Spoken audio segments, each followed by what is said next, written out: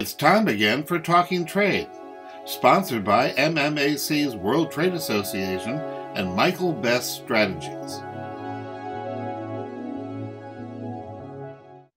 Welcome to Talking Trade. My name is Ken Wasylik, Managing Director of EM Wasylik and Associates at International Business Development Company. And I'm Sandi Siegel, President of ME-Day. Our guest today is Michael Sekula, who is the Vice President of Global Supply Chain Management and Safety at InPro. And InPro is a local global provider of design-forward architectural products for commercial buildings. So welcome, Michael. We're interested in hearing more about InPro. I personally have had the pleasure of working with you, but it's a great success story of a local growing business. So certainly in your role as VP of Supply Chain, you've had a full plate these last few years, a little bit going on in supply chain, as we all know.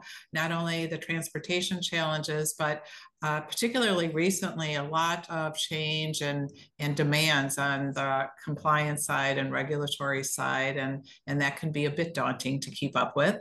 So, one of the things that I know our customers have been challenged with is the traceability of your supply chain and really having to know everything on the product that you use and raw materials and what you use to make your manufactured goods, and knowing who you sell to, who you buy from, and being able to validate all of that. So tell us a little bit how that's impacting you at InPro and the products in the countries that you're working with. Thanks, Sandi, and thanks, Ken, for having me today. I really appreciate it. Yeah, it's been challenging. Even going back to the pandemic time, I'll just touch on that.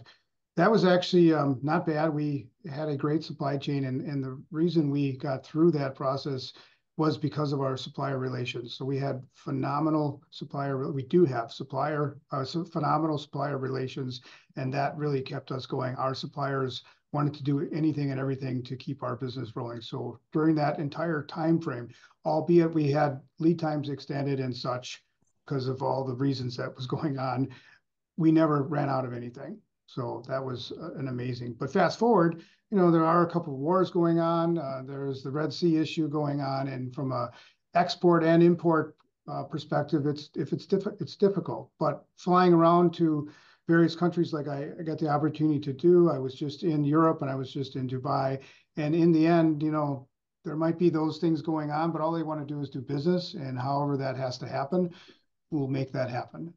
They don't frankly care what's going on in their own way, if you know what I mean.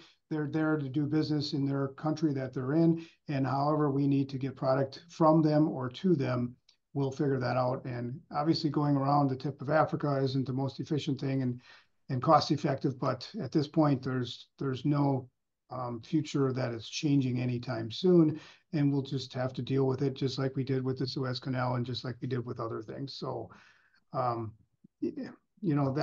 that hasn't impacted us a ton.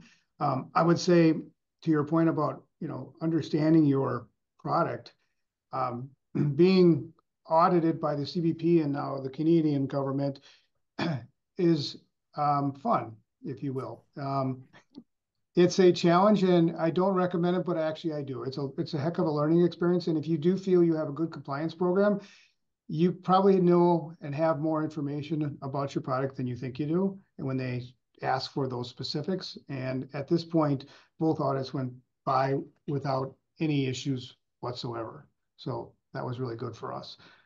But it's also important to show that you're a compliant company. Don't try to hide anything.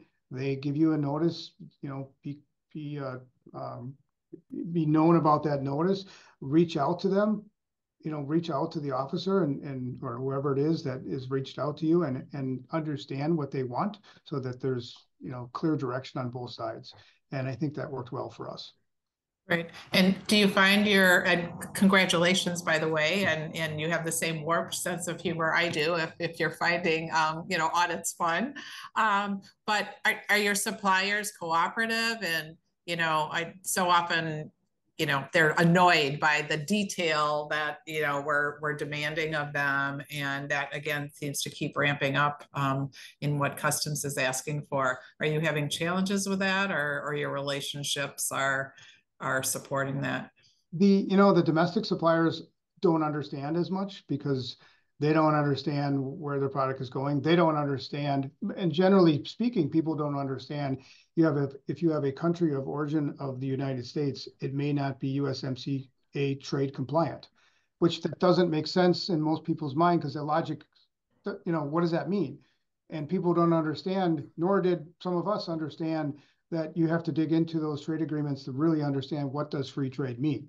And I think the foreign countries understand, especially China, and those that they're getting hammered on the child labor laws and the forced labor and that kind of thing, and the tariffs and anti-duty dumping and that kind of thing. So that's not new to them, but the domestic carriers don't necessarily understand it because they don't necessarily understand that we're exporting it or we're trying to be compliant, shipping to Canada, or for that matter. And I'm just curious because I've heard a lot about it lately. Are you using any technology to help keep track of all that? I've even heard of some applications of AI and being able to trace your goods, back to the raw material. I wish we were that techie. I really do. If there is a tool, I'm not aware of it. I have consultants like yourself. ME Day has wonderful weekly emails that are, ahead of the curve. The Journal of Commerce, Addison Clifton, ICS, consultants that we use. Plus, we developed a compliance team here of about 20 people. So we have, 40 sets of eyes looking at this and looking at documents that are coming through our system, hearing things, reading things, because I certainly can't read everything as can't you or anybody else. And so people, pull bits and pieces together, and then we make decisions based on that. And hopefully we're staying ahead of it as much as possible. Yeah. I'll just say, don't be too tough on yourself. I've only heard about it, but I don't know anybody actually using AI yet. So that's why I asked. Well, Sandy, go ahead. Yeah, no, Sandy, I've heard of this as well.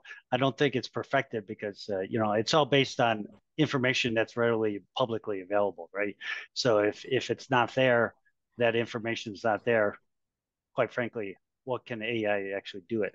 But you mentioned, Mike, a few times that you sourced from China and you had an Asian supplier base. And over the last 6, 8, 7, 8 years, ever since the Trump administration, we're very much in that anti-China mode here politically, and then that spills over into the business. Have you diversified since the supply chain issues and outside of China or the other countries within the Asian or even here in North and South America? Yes, so all the above. Back in 2017, the writing was pretty clear on the wall of what the intentions were of the administration between the United States and China. And I said, we need to exit China and go elsewhere and find other sources. And some of it came back. Some of it went to Vietnam, was probably our first choice. Some of it Taiwan, but we try to stay with Vietnam. Outside of Taiwan, it would be our last choice or our second last choice. But we got through all of that, and then we bought a company in 2022 who was importing from China more than we ever have in our career here at InPro. So we started all over again.